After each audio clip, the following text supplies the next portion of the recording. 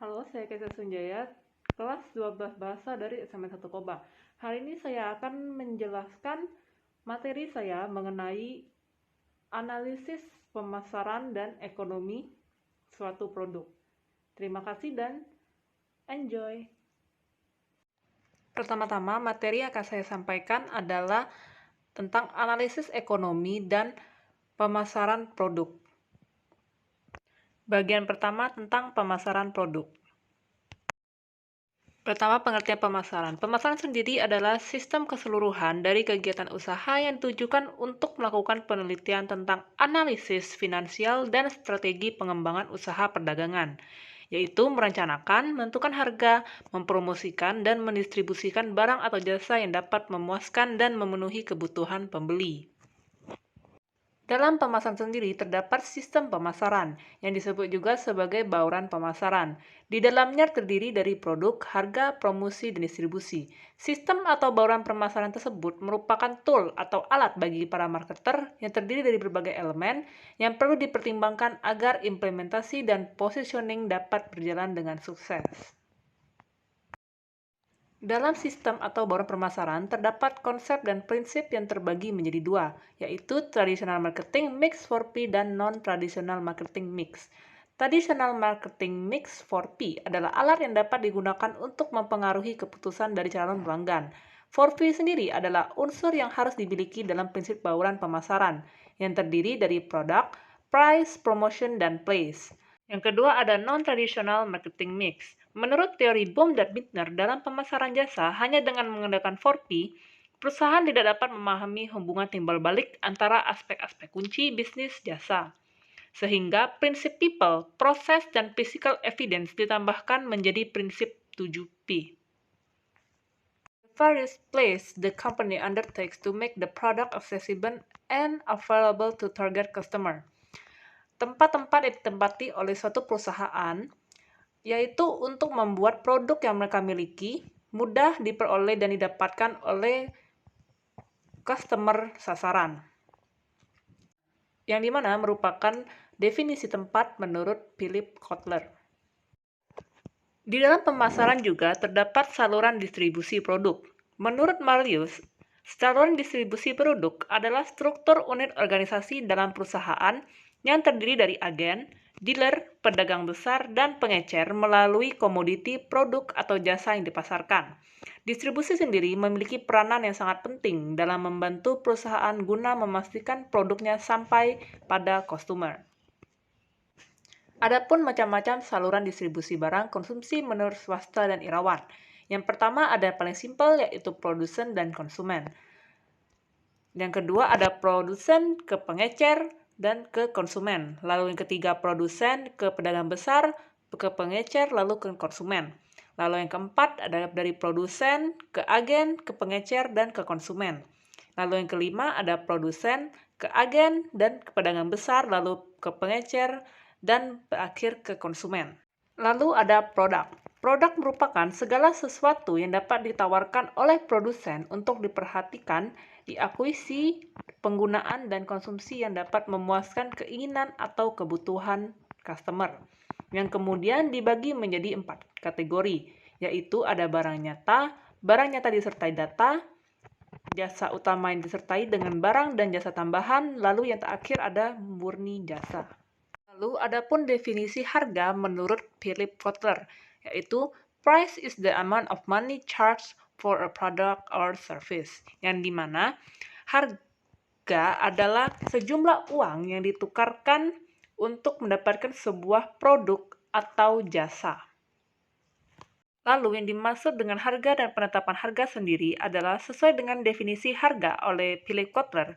Harga adalah sejumlah uang yang ditukarkan untuk memperoleh, menggunakan, atau memiliki suatu barang atau jasa. Harga sendiri merupakan salah satu prinsip bauran pemasaran yang fleksibel. Dalam artian, harga bisa berubah-ubah setiap waktu dan merupakan satu-satunya alat yang digunakan perusahaan untuk mencapai sasaran pemasarannya. Penetapan harga sendiri dapat berubah-ubah dan dipengaruhi oleh besarnya biaya produksi, seperti namanya merupakan prinsip bauran yang bersifat fleksibel. Dalam menetapkan suatu harga, ada faktor-faktor yang harus dipertimbangkan. Faktor-faktor tersebut dibagi menjadi dua, yaitu faktor internal dan faktor-faktor eksternal. Yang pertama ada faktor-faktor internal.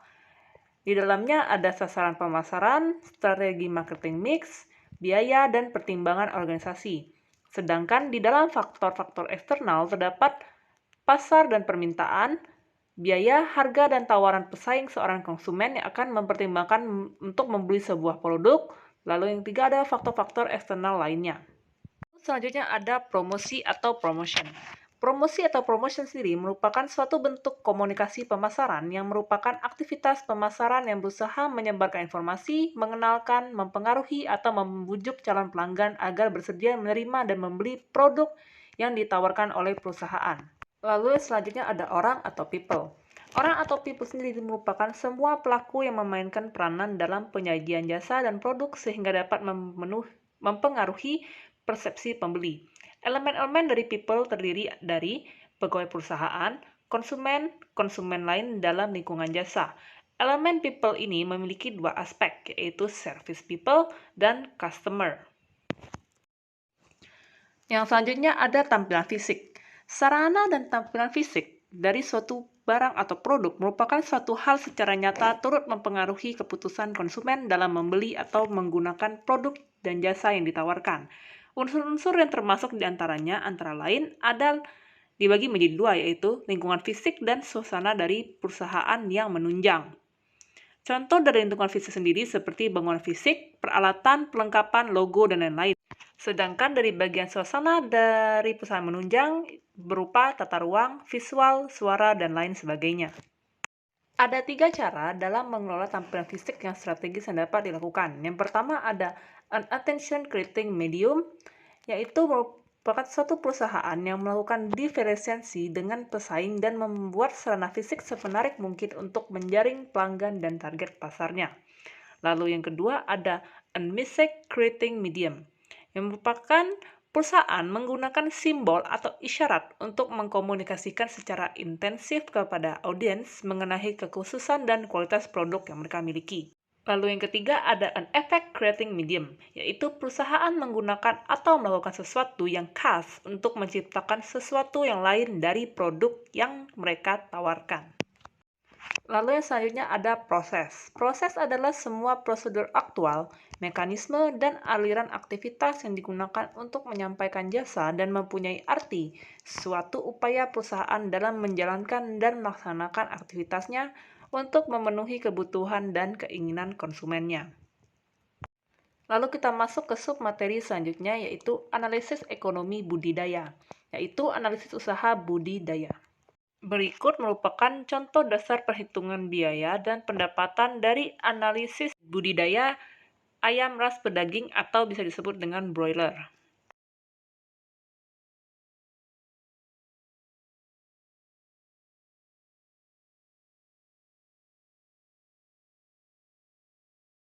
Berikut juga merupakan rincian biaya, produksi, dan modal usaha dari analisis budidaya ras ayam pedaging atau broiler.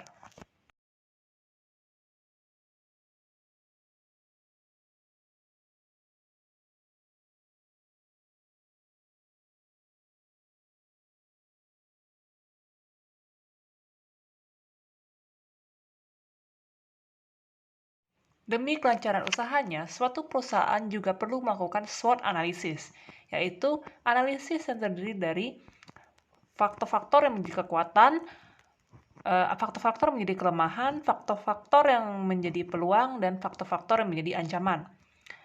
Semua faktor tersebut merupakan faktor-faktor yang bisa ditimbulkan dari produk yang dihasilkan dan cara untuk mengatasi faktor-faktor tersebut. Juga menggunakan faktor-faktor tersebut untuk dijadikan sebagai peluang. Lalu selanjutnya ada BEP atau Break Even Point.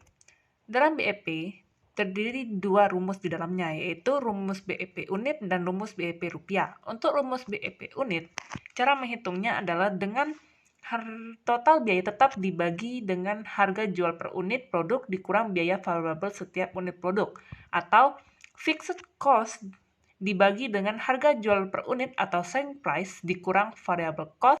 Lalu untuk rumus BEP rupiah, cara menghitungnya adalah dengan total biaya tetap dibagi buka kurung 1 dikurang biaya variabel setiap unit produk dibagi harga jual per unit, atau fixed cost dibagi harga jual atau selling price dikurang variable cost. Berikut merupakan contoh soal BEP. Yang pertama ada sebuah perusahaan mempunyai fixed operating cost sebesar 100.000, lalu volume penjualan sebesar 800.000 dan total variable operating cost adalah 600.000. Carilah BEP. Penyelesaian BEP di atas membutuhkan rumus BEP rupiah. Jadi cara menyelesaikannya adalah dengan 100.000 dibagi dengan 1 dikurang 600.000 dibagi 800.000, sehingga menghasilkan 100.000 dibagi dengan 0,25 menghasilkan BEP sebesar 400.000. Lalu untuk soal kedua, suatu bisnis dalam memproduksi produknya membutuhkan biaya tetap sebesar 300.000 dan membutuhkan biaya variabel sebesar 40 per unit, serta produknya dijual dengan harga 100 per unit. Cari BEP. Penyelesaian sama seperti di atas tapi sedikit berbeda, yaitu 300.000 dibagi dengan 100 dikurang dengan 40 menghasilkan 5.000 unit. Perbedaan dengan soal pertama, soal kedua menggunakan rumus BEP unit. Lalu selanjutnya ada juga laba bersih atau keuntungan. Disebut juga sebagai pendapatan bersih. Rumus penghitungan laba bersih adalah total pendapatan dikurangi total pengeluaran, atau dengan rumus margin laba bersih berupa total pendapatan dikali dengan 100. Berikut merupakan contoh soal mencari laba bersih. Yang pertama, diketahui total biaya perusahaan X sebesar Rp751.000 dan total penerimaannya sebesar Rp823.000. Laba yang dihasilkan oleh perusahaan X adalah sebesar. Penyelesaiannya bisa dilakukan dengan cara mengurangi total biaya dengan total penerimaan, yaitu 823.000 dikurangi dengan 750.000 sehingga menghasilkan hasil akhir sebesar 72.000. Kedua, ada perusahaan A dan B masing-masing mempunyai margin pendapatan bersih yaitu 15% dan 18%. Kedua perusahaan memperoleh pendapatan sebesar Rp 150 juta. Berapa laba bersih yang diperoleh oleh masing-masing perusahaan? Cara penyelesaiannya adalah dengan membagikan persentase margin bersih dengan pendapatan masing-masing perusahaan tersebut. Sehingga diperoleh dari perusahaan A, 15% dibagi dengan Rp 150 juta sehingga menghasilkan Rp 22.500.000. Sedangkan perusahaan B, 18% dibagikan dengan Rp 150 juta sehingga menghasilkan 20 juta sebagai hasil akhirnya. Demikian penjelasan dari materi yang dapat saya sampaikan. Mohon maaf apabila terdapat banyak kekurangan dan terima kasih telah menonton. Dan semoga bermanfaat.